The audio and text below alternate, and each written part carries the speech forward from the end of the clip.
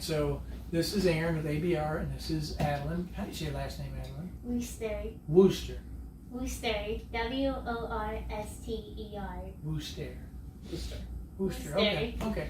I always want to say Worcester. Well, some people do. Yeah, I feel like that's how I'd say it if I were in Massachusetts. Say Worcester. That's Worcester. Okay. So the last time we saw you was not quite 2 years ago. I guess it would have been August as I looked at it. It had been 2 years. So almost 2 years is what I was. Is that right? No, we weren't. We didn't come in August. We were would've here in came May.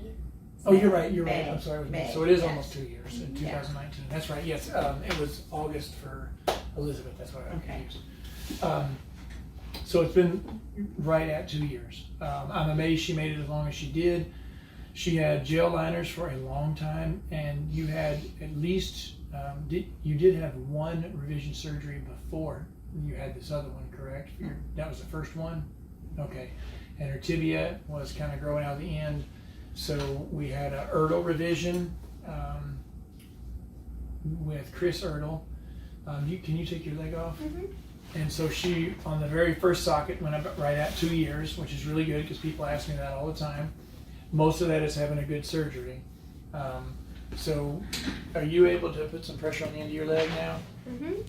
And does that bother you? No. Okay. So could you do that before?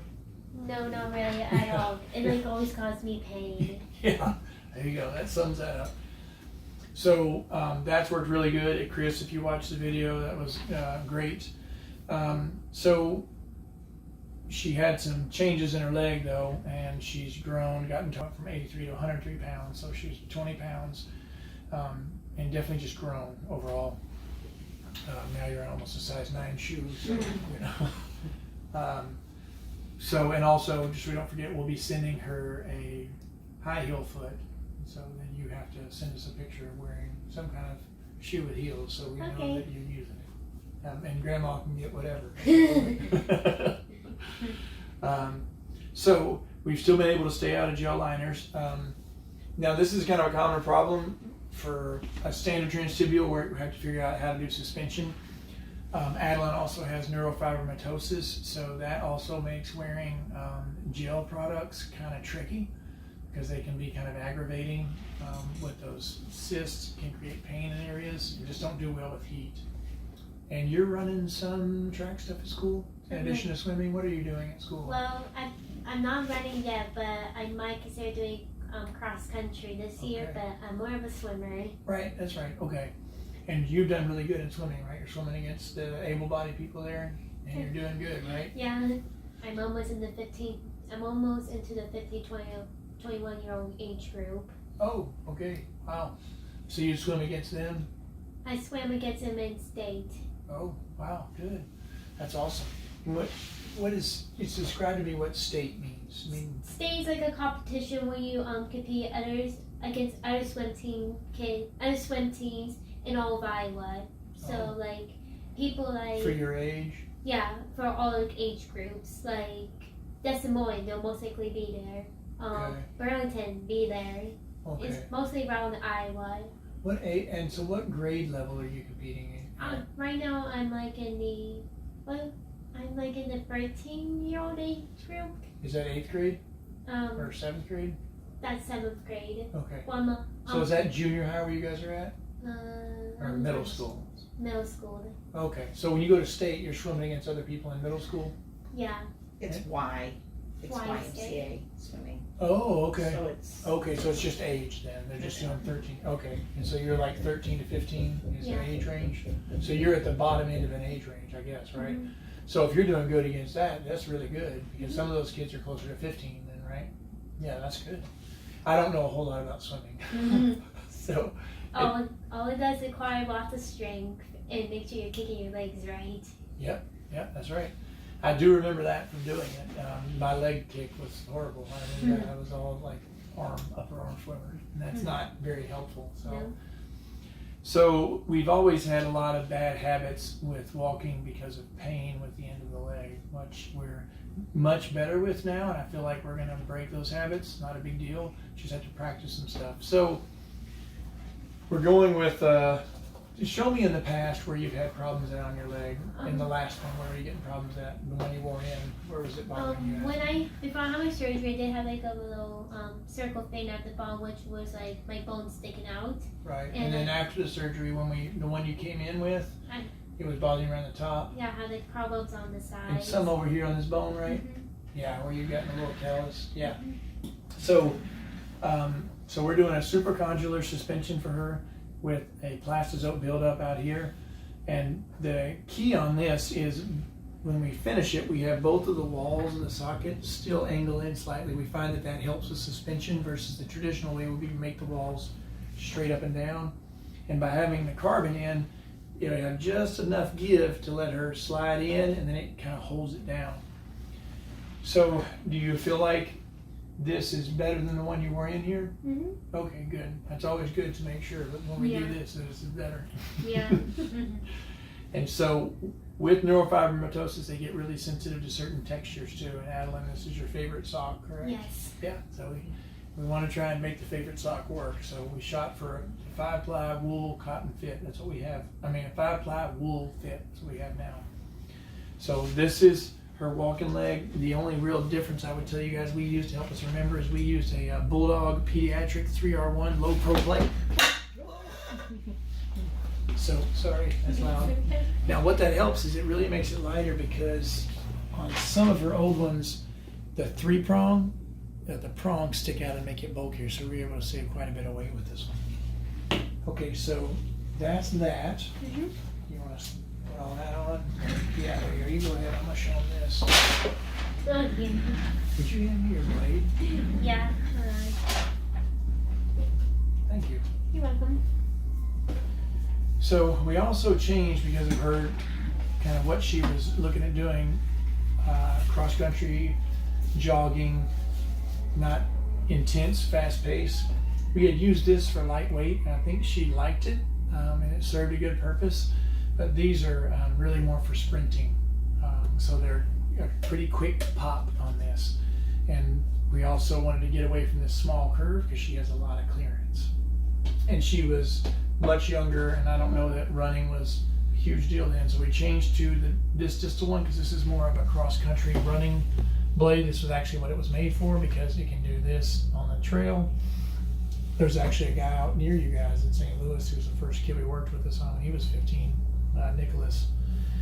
And she does have a sleeve on here for extra stability, but also because you have some weakness in your knee, right? Yeah, and I feel comfortable running in a liner than without the liner. Right. So it's still the same style of socket. That's one thing we have to stick with, so she still has a supracondylar style suspension insert.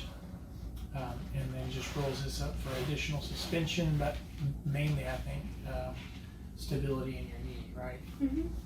So that's what we use with her. This is a category 3A, just to help us remember that. Now that's another thing to let you guys know.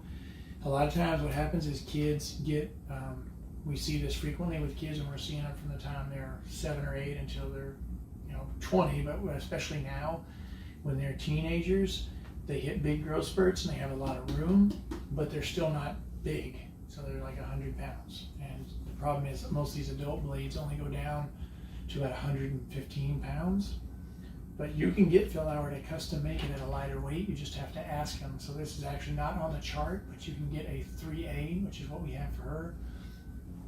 So you can get, if you need that adult height. The other option is if you went with A, you could thin the width of the pylon down, and that usually can drop it 1 category. Just a little tip, if you have somebody running and the blade is too stiff for them, if you want to drop it a category, thin the width of it about 1/4 inch, and that'll get you 1 category. But for her, the lowest category is an A. So 1 category would get me a 2A. I need a 2 category, so we're in a 3A. So that's really it.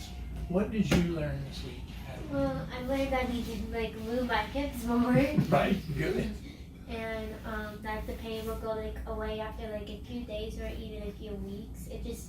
It takes a while to just get used to a new prosthetic, which has been a while since it's been almost 2 years since I've been here. So I kind of forgot how the pain kind of was, but all I know is it just takes time to get used to and I haven't been in blade in a while, so it took me like 1 day just get used to running again. But overall, you can just achieve anything with these legs, and they help you a lot, and it just takes time to get used to them a lot.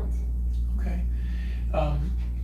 And right now, the main thing is, does this still bother you in sitting, or is it better now that we adjusted this? Sometimes it bothers me, but I kind of sway my leg over, put like pressure on it, so that it wouldn't hurt as much.